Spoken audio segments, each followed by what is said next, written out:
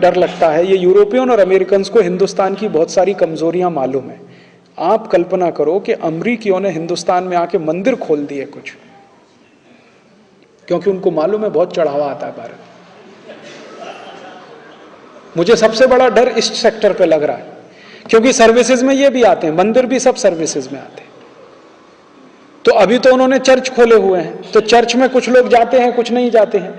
अगर मान लीजिए उन्होंने हनुमान जी का एक मंदिर बना दिया और किसी अमेरिकन कंपनी ने उसको बना दिया, तो भारतवासी कहेंगे देखो कितने राम भक्त हैं, ये हनुमान जी का मंदिर बना दिया, चलो। तो भारत वाले सब जा जाके अपनी कमाई भी उसमें डालेंगे, वो पैसा सीधे अमेरिका जाएगा,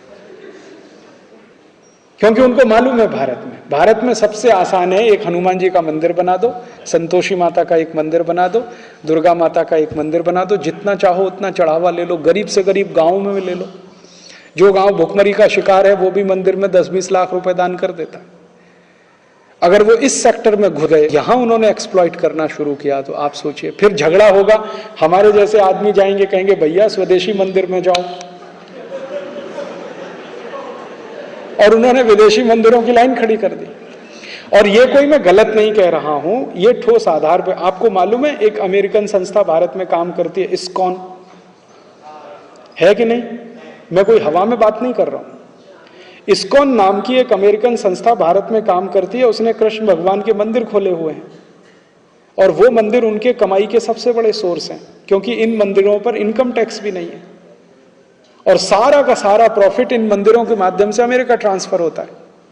आपको मालूम है इस्कॉन मंदिर में, बेंगलोर का इस्कॉन मंदिर इतना प्रॉफिट अमेरिका भेजता है जितना अमेरिका का कॉलगेट कंपनी नहीं भेज पाता एक साल में। अमेरिकन कॉलगेट कंपनी भारत में जितना कॉलगेट बिक्री करके नेट प्रॉफिट अमेरिका बेचता है, उससे 3 गुना ज्यादा अकेले बेंगलोर का इस्कॉन मंदिर भारत का पैसा अमेरिका ट्रांसफर कर देता है। और बेंगलोर से भी बड़ा इस्कॉन मंदिर दिल्ली में है, और उससे भी बड़ा इस्कॉन मंदिर मुंबई में है, और उससे भी बड़ा इस्कॉन मंदिर मथुरा में हो गया है, भगवान कृष्ण की छाती पर, वहीं पे, और धुआंधार चढ़ावा आता है उसमें। और वो चढ़ावा करने वाले हम हैं, हमारे ही भाई बहन हैं जो उस इस्कॉन मंदिर में मेंबर हैं, और उनको वहां भक्ति समझ में आती है।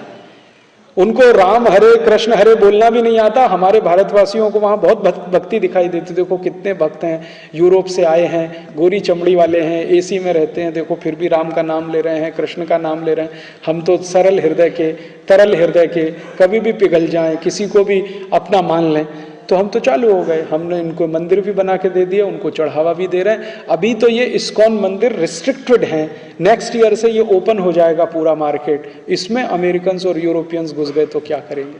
लाखों करोड़ों रुपए ले जाएंगे आपके देश को, कुछ नहीं कर सकते।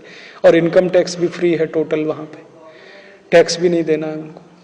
तो सर्विसेज का सेक्टर इतना बड़ा है, इतना वास्ट है, जिसमें कोई भी अमेरिकन यूरोपियन घुस सकता है, कुछ भी करके यहां से पैसा कमा के ले जा सकता है।